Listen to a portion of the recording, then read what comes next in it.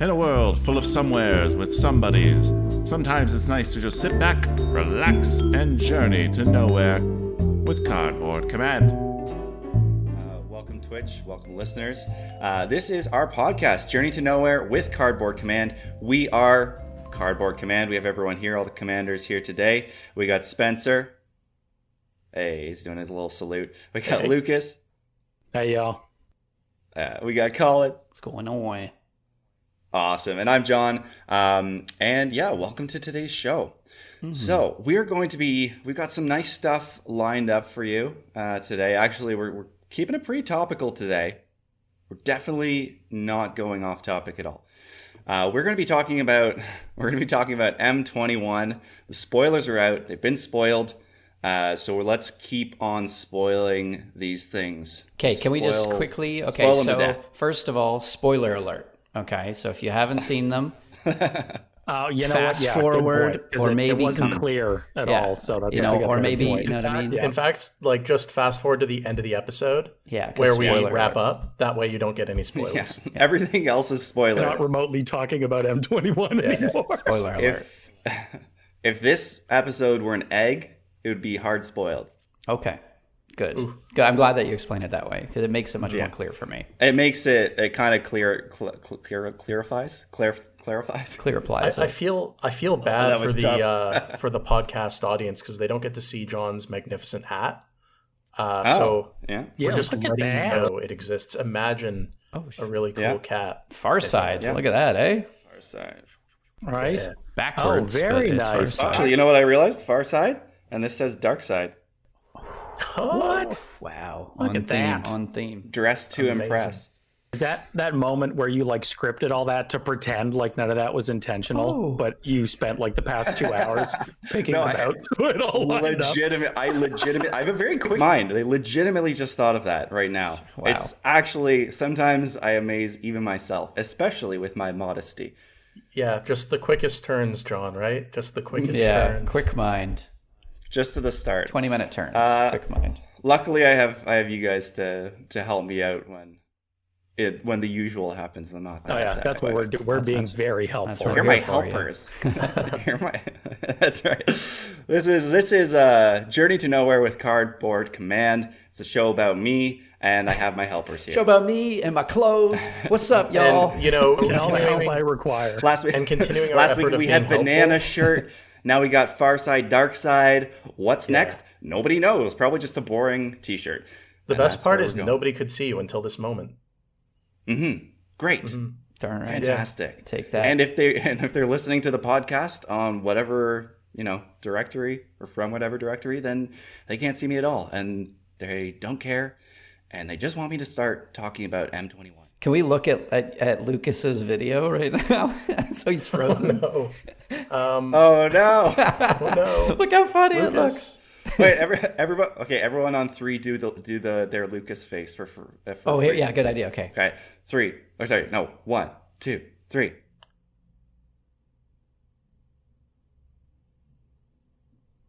Okay. I was gonna suggest we wait until he gets back, but I don't think. I'm not gonna wait that long. Oh no, poor Luca Brazzi. We have people listening to us. They can't see. Fish.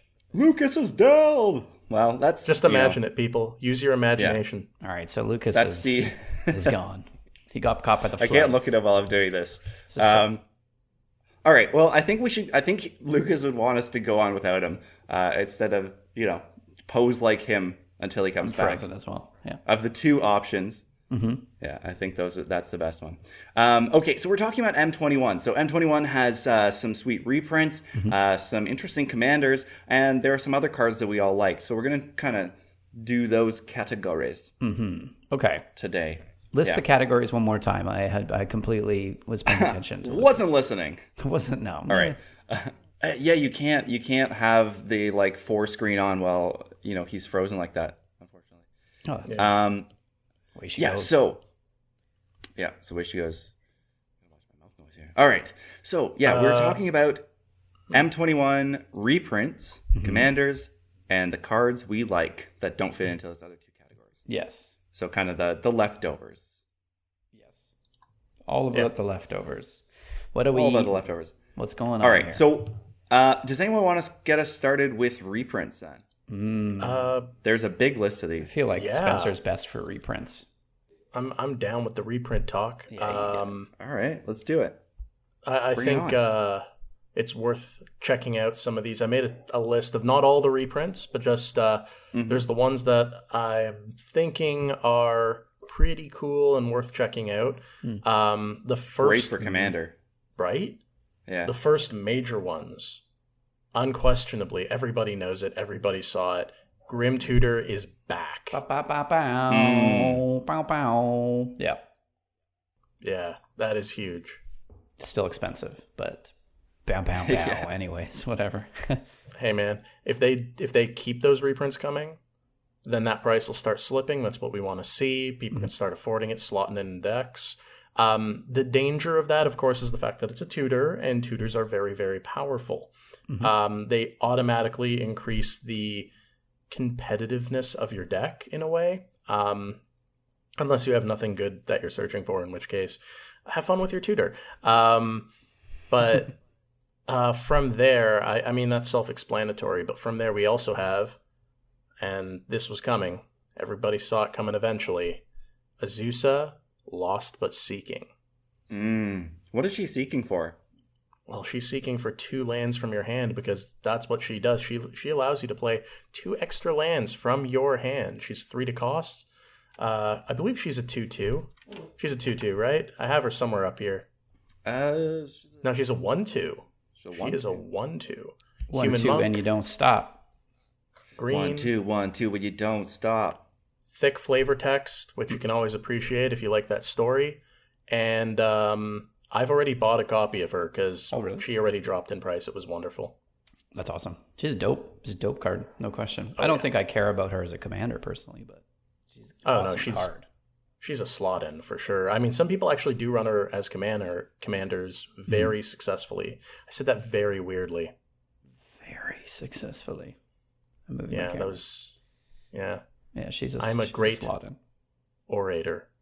Yeah, well, you've been known to orate. You know, he's orating hard right now. Orating so hard. What's another big one? There's a bunch of really awesome ones. Massacre Worm. I was gonna say Massacre Worm right now. That's fire. So grimy. I love a good field wipe. So Massacre Worm is a great commander card. It is 3 and triple black to cast. It's a 6/5 worm. When it enters the battlefield, creatures are your opponent's control get -2/-2 until the end of turn. And whenever a creature an opponent controls dies, that player loses 2 life. The double threat. This is extremely, It's not they're not only getting some massacring in, but you get some opponents losing life. Well, potentially a lot of life. Yeah, sounds like a bit of a trigger on a big beater who's going to probably kill some commander, or he's going to kill some important pieces that you'd never send to attack. You know, like those 1/2 tappers that you need for your strategy. Just going to wipe them out. No coming back. Yeah, if you're running a smaller go wide or token strategy, it's going to mess you up pretty bad. Yeah, like Shirei Shizo. Just going to wipe Shirei and all the creatures, so I get none of the triggers. It's going to be just a devastation. Don't play it, guys. Come on. I guess if you could make Shirei bigger, though, then you could play it in your own deck. I actually think it slots into a new commander we have from the set, but we'll talk about him a bit later. Stick to the outline that we made. Stick to the script there, see? Stick to the script. Wait, we have a don't script? Go off script. Where are you guys? I don't want to say it, but I think the podcast is better without Lucas. I'm just going to say it. This podcast is definitely scripted. Yeah. I miss his spice, as John put it. Yeah. What? Lucas's spice. We miss his spice, He does. We're chatting with Lucas, trying to get him back in here. We need his spice. He is responsible for the titles for our first 2 episodes. That's true. We need to come up with something quickly. Here. Say something stupid. Quick. Is Baneslayer Angel a reprint? It is a reprint, and it is a reprint that is nice to have, lowers the price on an Angel. Very good card. So for those of you who aren't familiar with it, it's a 3 and 2 white to cast mono white creature. It's an angel, 5/5, flying first strike, lifelink, protection from demons and dragons. Oh yeah, I thought that was. Oh dang. I mean, I don't understand. Like, I get it. It's an angel and it's kind of big, but that's the most angel-y angel I think I've ever read. It's great flavor-wise, but I mean, as a commander card, I don't see the appeal of it really. It's pretty good just because of it has that like mid-gamey value. It plays at 5 mana, really easy to get out in commander. And look at all those keyword abilities. Protection from demons and dragons are 2 very common tribes in commander. Flying first strike, lifelink. I mean, the thing does pay for itself. Why does it have protection from dragons? Like, what's with that? Like, why is that? Angels fight dragons. Do they? Yeah. Yeah. They all do? The time. They do? Where? Don't you know anything about angels? Like, less than knights, but, you know. Probably. Knights hate dragons. That's a fact. It's just fun. Knights do hate dragons. Like, and angels like knights. By, like, angels and stuff. You think knights are just dead, or angels are dead knights? Is that what's going on here? No. So there's like that. You know what? I feel bad for dragons now. Everybody hates dragons. They're like the knights of heaven. Or, I like dragons. Or in this case, actually, Sarah's realm, I guess. Well, yeah, yeah. You know, it's a bit of an avatar. Old Sarah. Sarah Avatar. You know the nursery rhyme about old Sarah? Of course. There's no real heaven magic. There's just Sarah's realm. Okay. Which is gone. It's gone. Destroyed. False god probably came through and blew it up. Wow. Actually, you can thank the Phyrexians and Urza for that one. I love those guys. Good people. Good people. Great people. All right. What else we got? We got Containment Priest is pretty good. That's very good. Isn't that the one that it's if a creature comes into play and it wasn't cast from your hand, it's exiled? So it's a 1 and a white, 2/2. It has flash. And if a non-token creature would enter the battlefield and wasn't cast, exile instead. Oh, it's so good. That's very good against... So good. I'm thinking of red, like red abilities, where you just gotta like cheat something into play. Cheat a creature into play. There's definitely other... Black. Strategies that want to do that. And it has flash, so you can do it in response to a combo. So if they... Yeah. Totally. Not even a combo. It's like Rise from the Grave or whatever. You're just like, nope, not going to happen, right? Like, oh my gosh, yeah. That big grave recursion, they have a living death or something going on, and you're like, I don't have any creatures in my graveyard, but luckily, I have a containment I've been holding priest. up 2 mana, and I've got this priest. Boom, and that's it. You hose the whole black strategy. 2 mana. And they could have invested a lot of mana into that as well. I would say that is in fact a white counterspell. That's like another white counterspell. Right. Yeah, it's okay. Counter target black. I see what you're putting down. I don't really agree, but I get the similarity. Yeah, fair enough. Yeah. I'm stretching. I'm stretching. I feel like it's too situational for us to just say yes, this is a counterspell. Say yes. So Colin, you're wrong. Say yes. Heroic intervention. Sorry, I know you were going to say one, but that was the exact one I was going to say. We were on the same page.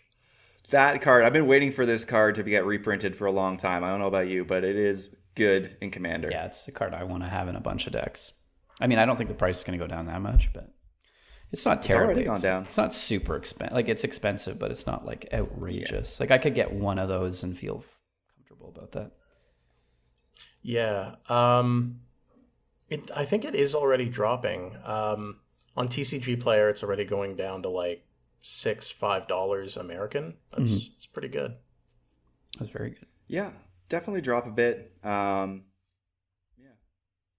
So, I mean, for those of you who don't know, Heroic Intervention, where you been? Where you been, dog? Where you been? It is a 1 and 1 green to cast instant permanents you control, gain hexproof and indestructible until end of turn. Again, very swingy. Protect your stuff that somebody's going after. Protect your neck, yo. Protect your neck. Protect your dang neck. All right, I've said enough. So I just checked. That's actually a 2/3 drop. It lost $10 off a $15 price tag. That's huge. Yeah. So it's already $5 going right now. Yeah. Oh, that's it's good. $5-6. I thought it was like $12. Sorry. No, you could get it. I think it was under $9 at face. That's dope, man. That's fantastic. That's an incredible card too. So yeah, obviously. Time to intervene. Time to intervene, boys. Yeah. All right. Well, let's get off the reprints then. We know about these. No. There's one more. Is there one more? What is it? Oh, there's one more I want to talk about. Better be good. Oh, well, there's lots. There are a lot of reprints in this set, and a lot of good reprints for Commander. There's a few that need to be mentioned for Commander. I'll mention it. Okay, I'm going to do mine, and I'm going to let because I've said so many. I'm going to let somebody else go for them. But I have to say this one because I really really like this card. It's just never a bad card to have in your deck, in my opinion. And there are a lot of people I think that also. Well, I didn't originate this idea. Like people, you heard it here first, people. You heard it here first. If this is your first thing that you've listened to, that's Magic content. So it is Scavenging Ooze. I saw that and I thought of you.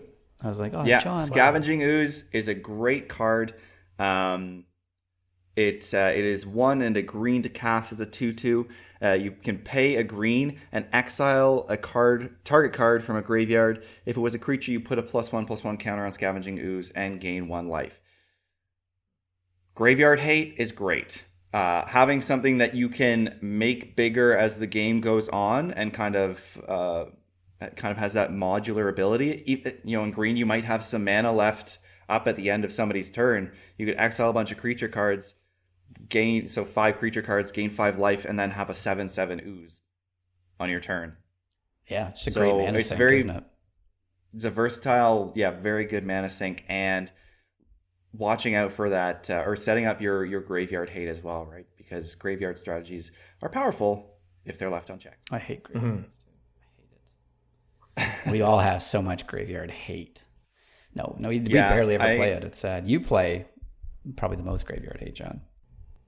I try to put one thing into each deck. Yeah, which is probably not enough realistically. You probably need 3 or something. You need to make sure you draw it probably that game because you're going to need it probably. Yeah.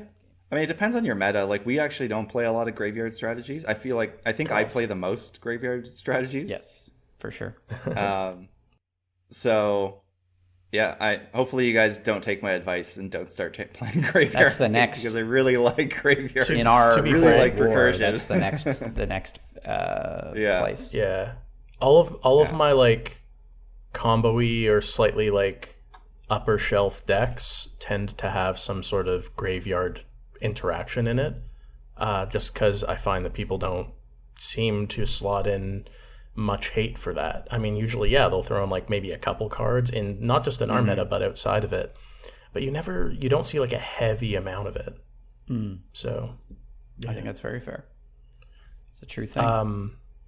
So cards that I just sort of want to rattle off that are definitely good. We don't have to have a long discussion on them at all. But Fierce Empath, you search for a creature that costs 6 or more. Super useful. Really needed a reprint. That's going to help a ton of decks with green. And then if we're talking about ramping a little bit, you have everybody's favorite Solemn Simulacrum. He's, I think, a little too popular, but still really good. Honestly, John, I thought that was the one that you were going to mention because I know Artifacts in you, Yeah, I think the thing with Solemn is it was more expensive than I could get, kind of a Scavenging Ooze for. And I just never played Solemn until recently. Because I'm starting to get a little less budget now, but I like my budget cards. So making Solemn more budget is nice. Oh yeah, very useful. And also on that same note, Cultivate. I know people have been hating Cultivate online a little bit, but mostly just one person. There's one person who does. Yeah, and he's with us today. Welcome. It's Mitch John from Cardboard Quarters. Mitchell Quarters. I'm Mitch's evil twin. Just nowhere near as good at making decks and can't actually budget. I don't know. You think you're that? I think you're good at making decks. Actually, the problem with you is that, well, not the problem, but what you do and what makes you good. Okay. All right. I'll fire shots. Are you implying that you're budget Mitch? I would say that I'm John saying I'm not as good at being budget or making decks. No, John is like Dr. Frankenstein, Mitch. He's budget, and then he pieces old decks together to make new decks. It's like this Frankenstein you heard it here first. Experiment. Dr. Frankenstein. Colin created John Mitch in his secret laboratory. In the lab, I created the, you know what I mean? The myth, the legend. Back to the lab again. Back to the lab. But yeah, Cultivate, classic Commander staple for anybody splashing green looking to get those ramps on. Everybody loves a good ramp. Stairs are overrated. And stopgap. Yeah. Everybody loves ramping. Thrashing Brontodon. Tap 1, sack it. You can destroy a artifact or enchantment. It's a creature dinosaur. I forget how big it is. John, do you happen to remember? It's 3/4. Thank you. And last thing to mention, Scrylands. I know that having tapped lands come in, not so great, but you know what? If you are on a budget and you need those types of lands, and you crack a pack and you get one of those, they're pretty useful, and Scry is very useful in a number of decks, especially when you're limited on your draw options. Check them out. Have a good time. Obviously, so the reason they're worse than some of the other, like the more expensive 2-color lands, dual lands, is that they come in tapped. But if you have one of these early game, or like early game or late game, I think is where they really shine. And if you kind of get the mid game, it's when you're trying to like establish yourself, your board, it's not that great to have a tapped land. Scrying's still nice, but I think early game or late game, like when you're just starting off to get or want to kind of set yourself up, or you already have enough mana to do things and you're trying to close out the game, that's where these cards really shine for sure. Absolutely. No question. You know, I do feel really bad that like Teferi phased Lucas out or something, especially because we were actually going to build his new computer rig this week and we had to push it just because of scheduling to the next weekend. So it would have been wicked because like his legendary artifact would have been up and running and we could have, but it'll be great when we get that going and then we can get him back in here without hiccups. It's very clear that his computer just was at the last dying steps of its 10, 12-year career and just done. Yeah. It's fell so down. old for a computer. Somebody gave it a gold watch. Yeah.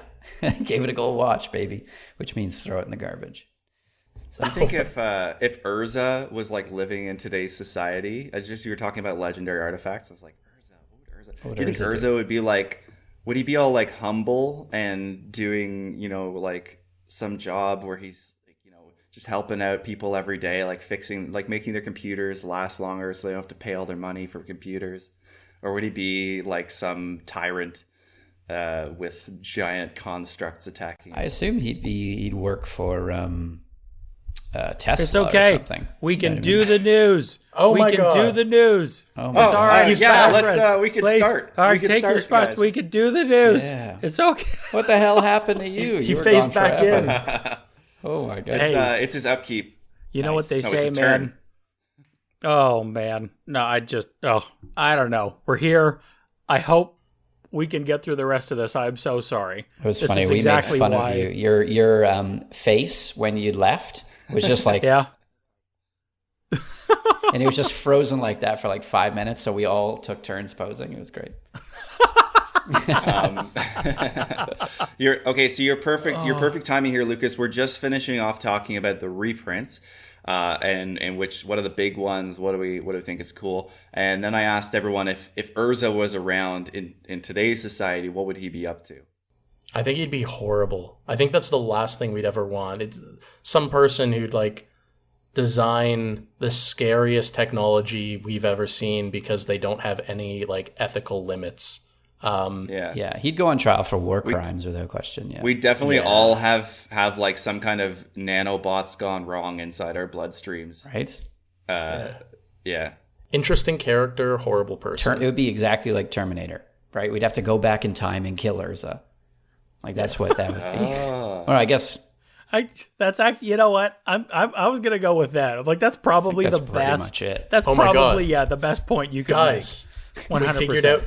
We figured out the plot to Terminator. I knew it. He made Skynet. It was Urza all along. It was Urza. He's the man behind the little green curtain. Right? Oh, that explains it. Arnold Schwarzenegger is Karn. It all makes sense now. It explains the Wizard of Oz. Oh my God, does it? Oh my gosh, 2 movies. Oh man, I'm telling Wizard you. of Oz. Mythbusters, eat your heart out. We are getting to the bottom of things right now. Right? The busted myths. Yeah. Is Wizard of Oz just like a post-apocalyptic world after like the Ice Age occurs? Well, there's the giant tornado, so yeah. That works. A cyclonic rift. Cyclonic rift picks up her house, right? I mean, Right? They go back to her hand. In her hand's this magical land full of all sorts of crap. and then when it steal also, somebody's lightning greaves. Yeah. right? And then at the end, the house lands, and what's there? The dog. At M21, we have dogs, people. It's full circle. Full circle. It all Man, comes. Lucas, we missed you, man. We were way too on task this time. Yeah. Honestly, Hey, don't worry. Like I said, we can do the news. Honestly, I'm so excited for dogs. That's like the thing that has me going right now. Yeah, dogs is tight. Yeah. I'm Dogs prepared. Okay, there is one more reprint that we have to talk about because this is one of the bigger ones that I think we missed at the start. And I'm surprised that the chat. Oh yeah, a Golgari Signet. Signet. Yeah, you're right. So The Golgari Signet. It's No, two this to is cast. of course. I'm looking up which one it is. It is Ugin the Spirit Dragon. Oh yeah. Yes, you guys didn't talk about Ugin yet? no. Big boy Ugin is back and badder than ever. Oh God, he's so big and Oh, bad. Eugene. Of course, Eugene. Ugin in the Wizard of Oz, Ugin is Uncle Owen. No, is that Star Wars? It's the uncle in the Yeah, Wizard that of is Oz. Star Wars. Uncle Owen, and then we have Aunt Beru. Well, isn't it Star Trek? Gene And Roddenberry. of course, Yeah. Gene Roddenberry. what? Gene Roddenberry. Drinking that white milk, or no, Yeah. that green milk. No, Uncle Owen was. Who cares? Yeah, but who but cares? You. What are we getting into? We have. Oof. Yeah, let's Oh, get to it. Eugene Roddenberry. Okay. Yeah, right. Wait, what? Okay, All right, John, you're supposed to keep us on track, and you are a disaster right now. Okay. Super happy about the Ugin reprint. I'm very happy about it. I am stoked to see more play, right? Because I have wanted one and wanted to play one for so long, but I am not going to go spend $80 whatever he is on a Planeswalker. So reprint, drop the price down, have more of them, or get them in a pack. I am super excited about that. I think he's going to drop down a tiny bit and then shoot way up because totally. Standard printing, I'm not a big standard player, but I look at that and I think, will somebody do like a kind of Tron build in standard? Oh, people are going to build the crap out of them. It's Ugin. Yeah. That for sure.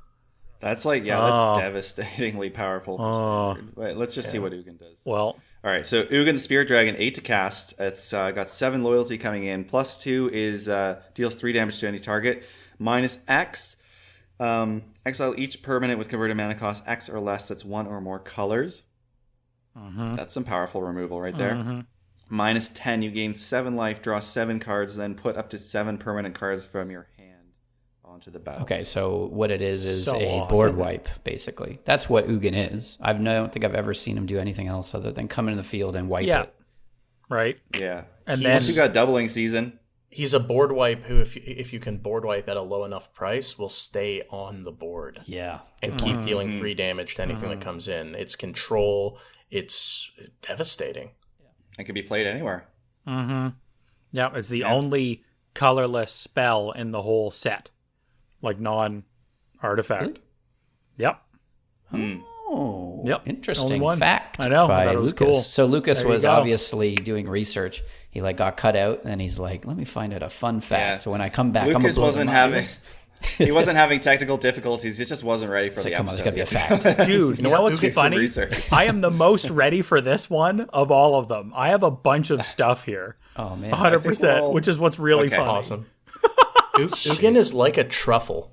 That's my... how they put truffle on absolutely everything, and you don't really need it, but it just like is there to up that umami and just be like an expensive thing people use. Yeah. Ugin.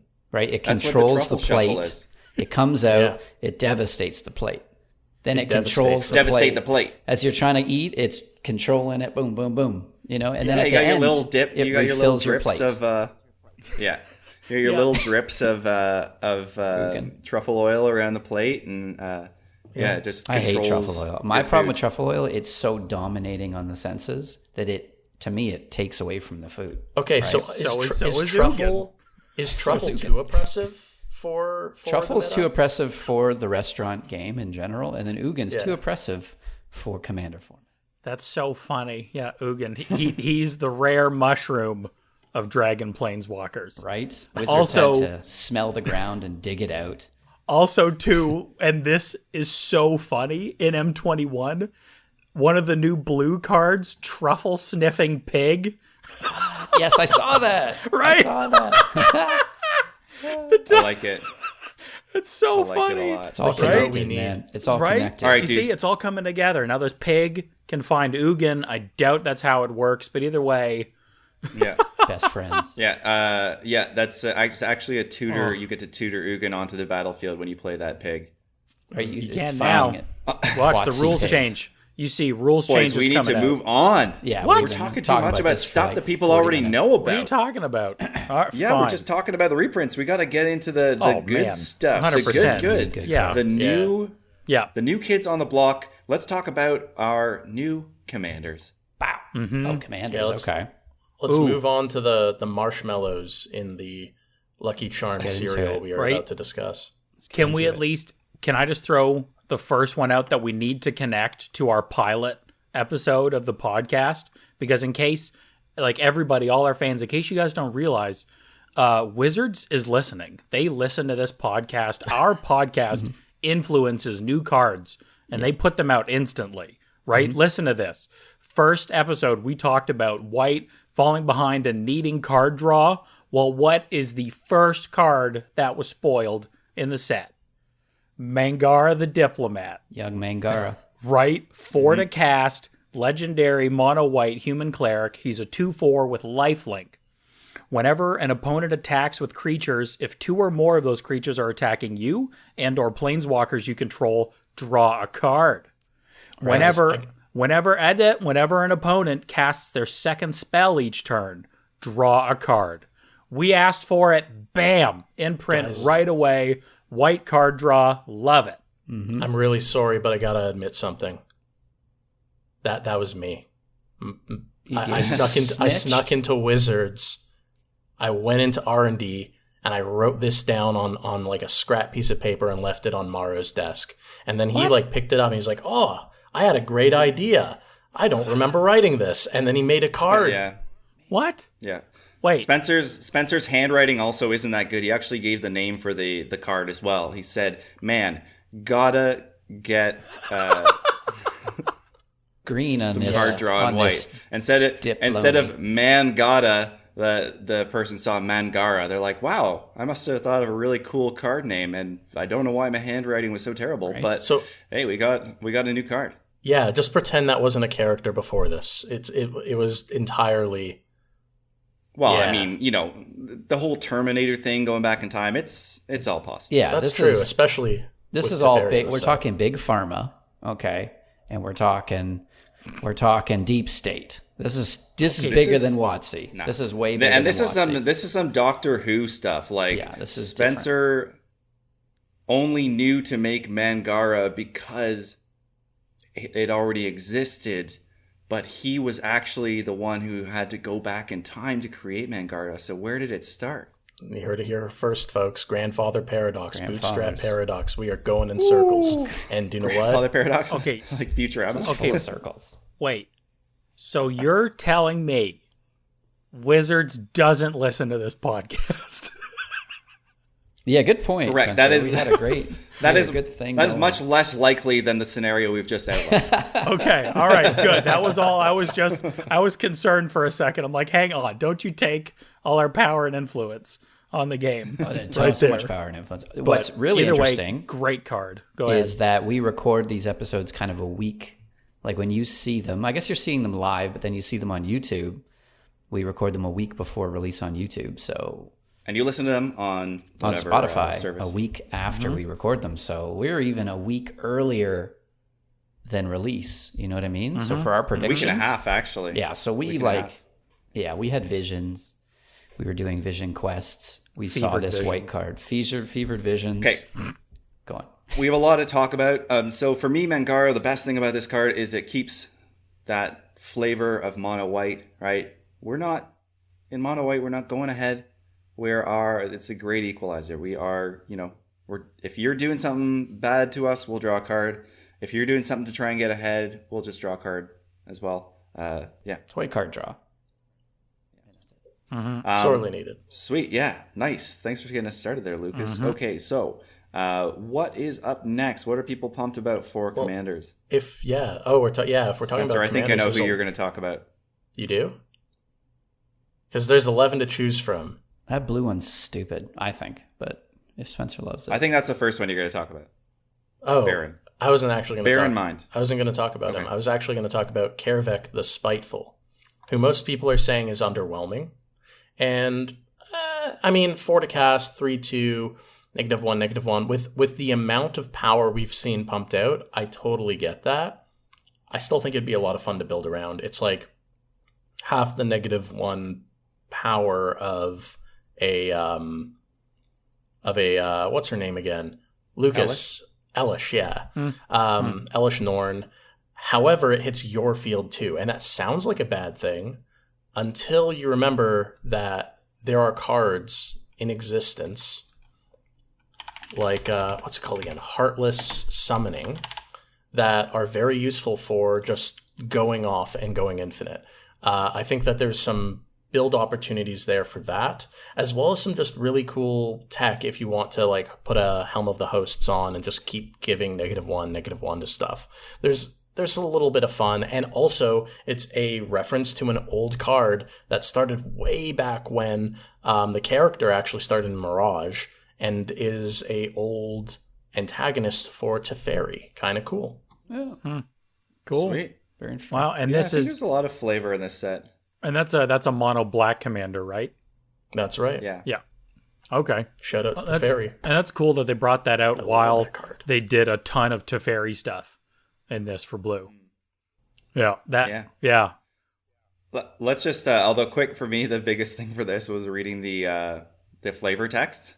It goes, "Defy me and I will burn the flesh from your bones. Betray me and I will steal the breath from your lungs." And then he gives you -1/-1. He's going to kill you or maim you. He'll try. He'll probably sort of harm you a bit, basically. He'll harm you real bad. He'll harm you nice. real normally. All right. He's armless. All right. I can. You want me to step in here? You want me to step in here? Yeah, let's go. All right, Commander. All right. I'm going to go with Subira Tolzidi Caravaner. It's a red commander. Mono red. It's a 3 to cast. Human Shaman with haste. You pay 1, and another target creature with power 2 or less can't be blocked this turn. You pay 1 and a red and tap her. You discard your hand, and until the end of turn, whenever a creature you control with power 2 or less deals combat damage to a player, draw a card. Mm-hmm. So nice. I remember that one. All right, so you want this as a commander? I think it's one of the more interesting ones. I don't think it's the best one, but for me, I just like it. I just think that there's a lot of fun things you can do with it, especially in red, where discarding your hand and drawing cards and doing damage with like little teeny creatures. I think that I don't know. I think it's great card draw, honestly. And red struggles sometimes to actually have card advantage, and this is like, can be card advantage because discarding your hand in red generally means discard 2 cards. So yeah, discard 1, draw 2. And then this one, it's like you probably have 2 cards in hand, 3 cards in hand. Maybe you can draw 4 or 5 or 6. So I think it's awesome. Yeah, it is. I mean, it's very unique, isn't it? Right? Like, I don't know. I've never seen anything like this played. Maybe there's a reason for that, or maybe it's kind of a new space that they're looking into. Right. Actually, I like that one, Colin.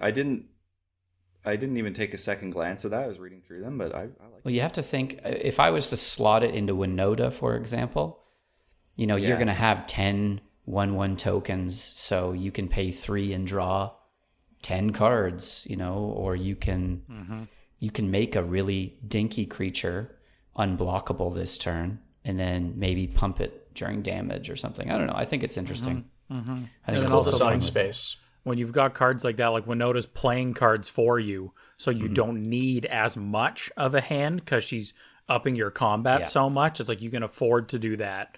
And while she's already kind of filtering through the deck anyway, then you can be looking for whatever answers or more specific cards you might need. Yeah, absolutely. Because I'll end up holding up mana every time before combat. So it's like I might as well dump it into this, draw 4, 5, 6 cards. Shit. Why not, right? Yeah, if you have the opportunity to do it. Yeah. Yeah, that's me. That's cool. Yeah, no, I like that. I like that with actually it is versatile too, because you can go for a go wide strategy, or you could, have some big beefers on the field. Big stinky and beefers. give them on oh no, you can't, because it's 2, but you could potentially buff them before damage, right? They won't be blocked, and then you can respond to damage. Yeah, it's not that great in that sense. I think more the card draw is cool for me personally. Yeah, for sure. That's awesome. Yeah. I'll have to take another look at that. I like that with a few different things.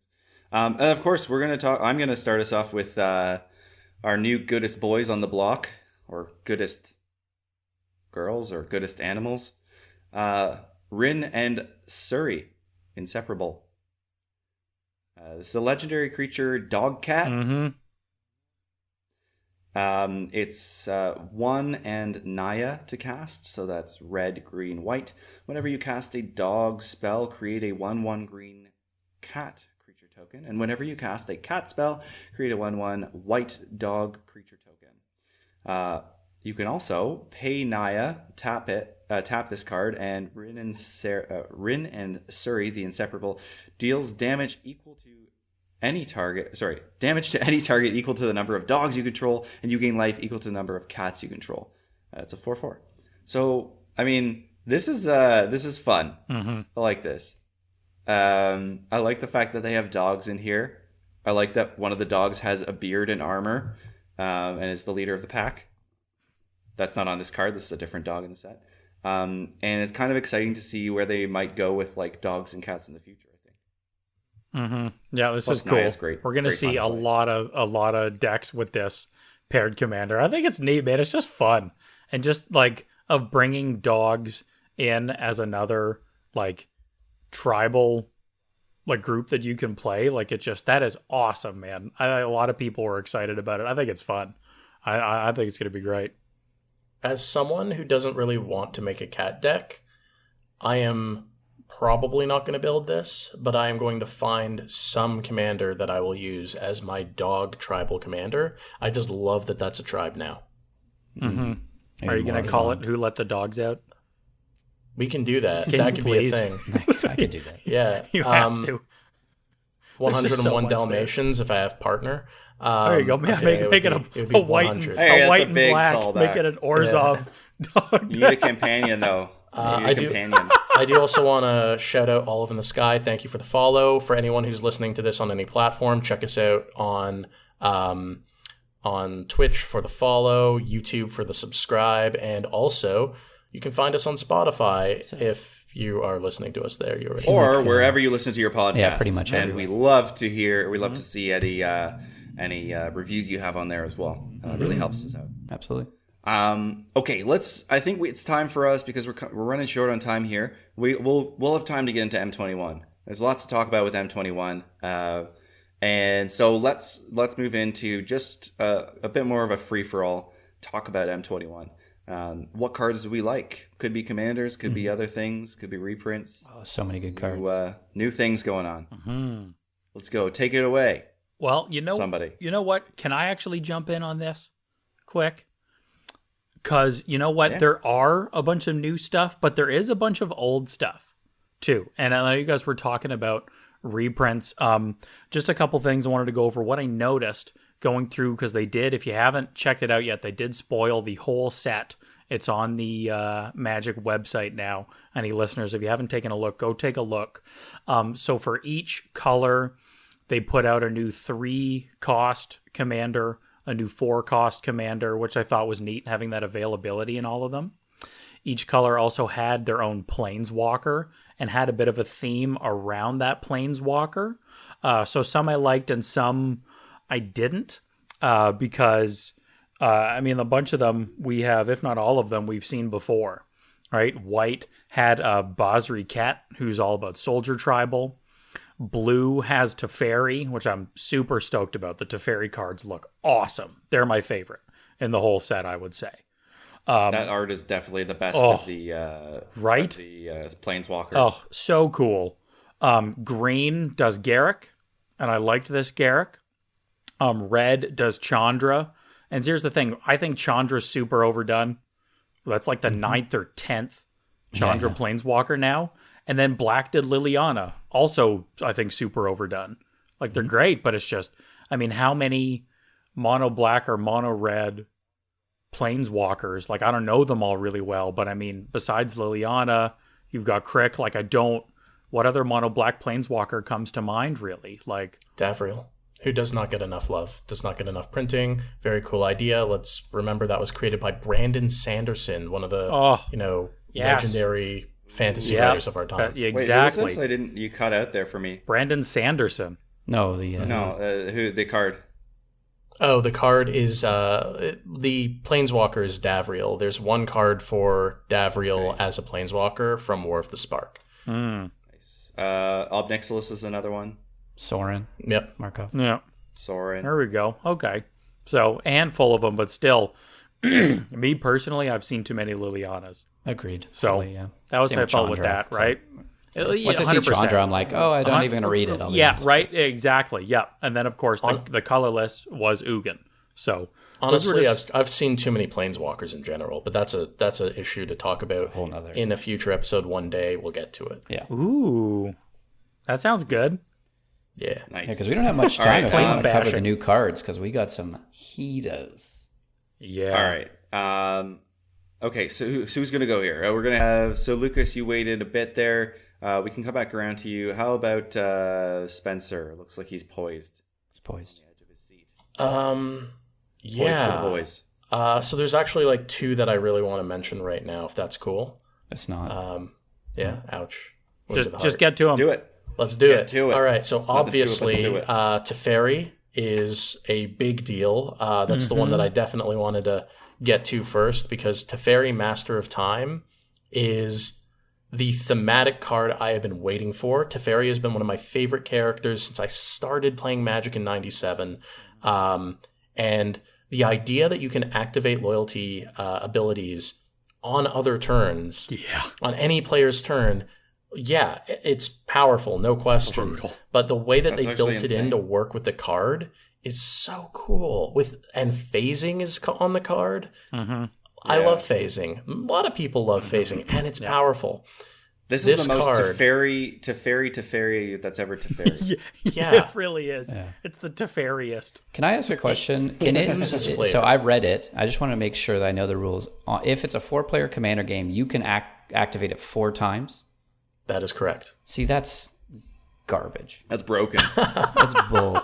I'm sorry. It's like, did they really need to give blue that kind of crap? And not only that, it's powerful. If it's going to be activated 4 times, it should be a bit weaker. I'm sorry. It should be something that's really cool and powerful, but maybe not. Because what it is, it comes out, you draw a card, discard a card. Then somebody tries to attack it, you phase it. Then you draw a card, discard a card. Then you draw a card, discard a card. Then you phase. Then you draw. It's just insane. I think it's Ugin level powerful, personally. It's good and very control-y. That final ability, -10, is not going to be... I don't think it's going to get hit very often. No. A, you can't doubling season at 210. It only doubles to 6. B, it's a big target, and you're gonna, those first turns it comes out, you're gonna want to use that +1 to get your card draw. You're gonna need stuff on the field to protect it, because if you don't, people are gonna be swinging at it 100% of the time. if you have that defense on the field, you're running your propaganda, your guard Gomazoa or fog bank, whatever it happens to be, and you keep it safe, then after one round, you're ready to phase out enemy creatures. And it's also worth noting that it targets creatures you don't control. So you can't phase something out that you have to save it from a board wipe. I think that's really good design. It keeps its power level focused on messing with your opponents rather than protecting yourself, which I think would be a little much. And I think it's mostly going to be used for that second phasing ability. There are many better ways to get extra turns. Oh yeah, I think it's for the extra turns. It's not, but the control of that. I mean, just imagine it comes out, they draw discard. You're like, okay, I'm going to do something with my commander, I guess. So I'm going to play something, phase commander out, so nothing happens. Then you're like, okay, pass turn, draw. You know what I mean? I think that it's so powerful, and it's the first planeswalker they print that can activate abilities 4 times, around. I mean, it's like, I don't know. It seems like they really went for it. They're like, definitely very powerful and controlly. I mean, only time will tell. I mean, there's definitely going to be a lot of people looking to pick up one of these, and it's a very interesting space. And again, very flavorful. I think that's something they've done really well for this set so far, from what I've seen. And the flavor gets Spencer going. And the one other shout out I wanted to make is Pack Leader. John mentioned it earlier in comparison to the new Cat Dog Commander. And the main reason is the art is by Rudy Siswanto. I don't know if I'm pronouncing that right, but it is amazing. And I actually have it here to show you all if you are watching it on our channel. Twitch. Yeah. I could throw it up. Yeah, let's just throw it up onto the screen in post, the old post days. Yeah, it's actually there right now as well. Nice. And super cool.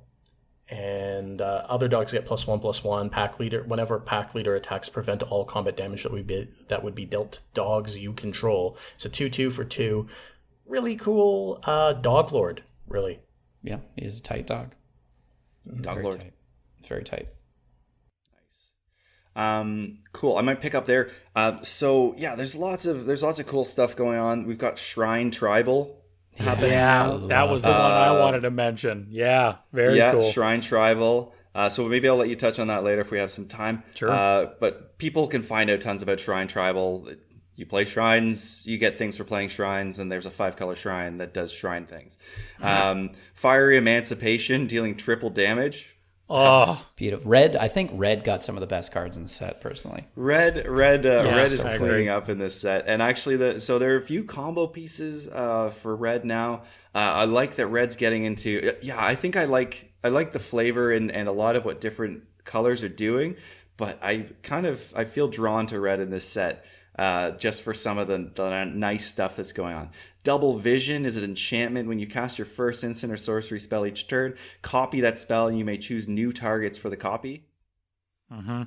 Crazy. Like red spell casting, that's pretty fun. But I did want to talk about this one. Gadrak, the Crown Scourge, is a 3 to cast 5/4 flying dragon. It can't attack unless you control 4 or more artifacts. And at the beginning of your end step, create a treasure token for each non-token creature that died this turn. This is not going to be my commander. It could go in a Rakdos deck, but I think I like it best in a what's it called, Jund deck. So red, green, black, where you're able to get rid of your own creatures to get value. And the best part about the flavor of this is that he's basically going around and taking the treasure from all the things that died. Yeah. So dragon. Dragon really Vulture. Cool card. So dragon. That guy's so dragon right now. Yeah. Yeah, he's a great one too. So I really like the flavor on that card, and I just thought that was worth mentioning. another great card is we can't talk about them all. Anyway, Liliana's Standard Bearer is actually another one that really stood out for me as standard far as out to you, yeah, for sure. Standard out. You standard out. You better standard out because we ain't handing her out. Phenomenal card. Anyway, there's lots of cool cards in this set. We can't talk about them all today. But I think, Lucas, it'd be only fair if we get back to you. Man, I'd love to talk about a card at some point too. So, you know what I mean? John. Wait, what? what? I haven't talked about a single card. You've been talking forever. You've been about okay. what? It's essentially we mention a card and then you bash it. So I bashed one card. Sorry. Okay. Yeah. So Colin is such a good, such a good podcaster that he can just. Yeah. Sorry, Lucas. You don't get another turn. It's Colin's turn.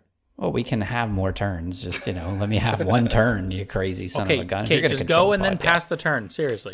See, so even when I decide who's going next, Colin bashes that. He's just bashing every single thing we say. Lucas, That's I'm why bashing. you don't get a turn. Lucas you know has what? I'm to taking your turn away. Rush me. Turn revoked. I was out for a third of this Frozen. And you're sitting there, that's my fault. I see. Man. All right, so I'm going to talk about card quickly. So this is a 5 to cast creature goblin, red, called Brash Taunter. It is a 1/1 indestructible, and when Brash Taunter is dealt damage, it deals that much damage to target opponent. And you can pay 2 and a red, tap it, and Brash Taunter fights another target creature. That card is so good. Awesome. It reminds me of, I guess, is it Stuffy Doll, I think? Mm-hmm. It's that, but I think maybe a bit better in a certain way. At least it's red, so it's kind of limited that way. But man, Torbrand loves this card. Torbrand. Colin? Yeah. I don't know if you have a counter spell in hand, but I'm going to tap 6 and cast Discontinuity and end your turn. Yeah, I know. I'm done. See how fast I was? Boom. That was killer. Yeah. It's gangster. That's awesome. Okay, quick. Yep. Just hurry up and say it quickly, Lucas. Just say it fast. So, just wanted to touch on that. Yeah, Shrine Tribal is so cool. Sanctum of All. It's a Wooburg to cast in Legendary Enchantment Shrine. Beginning of your upkeep, you may search your library and or graveyard for a shrine card and put it onto the battlefield. If you search your library this way, shuffle it. If an ability of another shrine you control triggers while you control 6 or more shrines, the ability triggers an additional time. So along with this, they printed another 5 shrines in the set, 1 for every color, totaling 6. And there's now great art on those, by the way. Right? Oh yeah, beautiful. And so there's now 11 of them in rotation. And shrines are also enchantments. So not only are we going to see Shrine Tribal building on that enchantment tribal, I think it was pretty obvious through Theros Beyond Death, they're trying to push enchantments to catch up to artifacts. Obviously, there is a very long way to go, but with more cards like this, we can start seeing more enchantment tribal stuff that we haven't really been seeing, which is going to open up for a whole new slew of different decks and card styles that we can see, which I think is really cool. So I was really excited about that. Yeah. It reminds me of those Honden, right? Honden of the whatevers shrines back in the right. And I was always wanting to build a deck with them, but it was too hard. So this is fantastic. You can now. You can now. Yeah. They're also legendary, so you can go if you can go into your deck, say with Captain Sisse. Yeah. You can go get legendary things and bring them out. Shrines are legendary. Thalia's Lancers. You could do search for legendaries. I'd love to do Shrine Gate. Like you have shrines and gates. Oh man, Shrine Golos' Shrine Gates. I am the Shrine Gatekeeper. Gatekeeper of the Shrine. I also love it with Okagachi as commander. Sisse is a great commander, obviously works so well with it. Okagachi has... it's from the same set as the original Shrines, so that's kind of cool. Well, it's not from the same set, it references the same set. Yeah. Oh, okay. Don't kill me. Oh. Cool. Shrine Gates, baby. Right? Oh, love it. I'm excited. Yeah. Overall, I think this is a very good set. A lot of cool cards. I'm really looking forward to cracking some packs. That's all I got to say. Yeah. And so many we haven't even had a chance to touch on today, but I think we should start to shut her down, if you know what I'm saying. Mm-hmm. I do, yes. Yes, because I just said it. So, let's move to our cleanup step. Does anyone want to summarize what we talked about today quickly? No. I was frozen for about 20 minutes, so I can't. Lucas froze. So we talked about M21 all day today. We talked about how awesome some of the reprints that we're getting for Commander are going to be, and some of the impacts to Standard that these crazy reprints could also have. We've gone into talking about some Commanders. I'm surprised Vito didn't get brought up, but Danny DeVito. So yeah, we talked about some Commanders we're a little bit excited for, and then kind of went into the rest of the set. And there's some nice new stuff, some good flavor, and references or kind of extensions on some older tech and stories that we've seen. So this is a really, really, I think we all agree this is a really neat looking set. It's neat out. Very neat. Yeah, it's going to be fun. A little bit of power creep, but overall, just awesome stuff. Power creeping. Power be creeping. Okay. Lucas, tell us about, how can people find out more about us or check out our content and stuff? If you haven't yet, folks, you got to go and check out our YouTube channel. On top of posting nice edited videos of this podcast, if you're not watching it there already, we've got our EDH gameplays on there, our deck techs, our hashtag support your FLGS campaign running in partnership with Ultimate Guard there. And that's also connected to all of the rest of our social media. So be sure to go and check us out there. And also it's connected to our Patreon. If you can, any support helps. We love our patrons. They help us keep going and ensures we can keep putting out more content like this for you. Hey, you know you want it. Helps us help you. Keep building that Magic community love, baby. Spencer, anything for Twitch? Yo, Twitch. Get following. We only need 10 more and we're going to be affiliated. So help us out if you're around. Right now, we're working on some stuff behind the scenes for a few interesting collaborations to come. If you haven't seen our episodes before, we've been on the Canada Geeks a bit, so check them out. We will be on Casual Jake. That's twitch.tv/casual_Jake. Check him out, and you will see us there on the 25th and the 28th. That's a Thursday and a Sunday. Stay posted. Check out our social media, and you'll see reports about it there. Of June, I'm assuming. Yes, of June. Okay. Yeah. And then we got some weird stuff coming in July. Special surprise. Real weird stuff. Sounds terrible. Get ready for it. And just another reminder, we love people stopping by to watch our podcast on Twitch. We like the input that they give and any questions they ask that we can kind of touch on. Really helps to kind of give that interaction.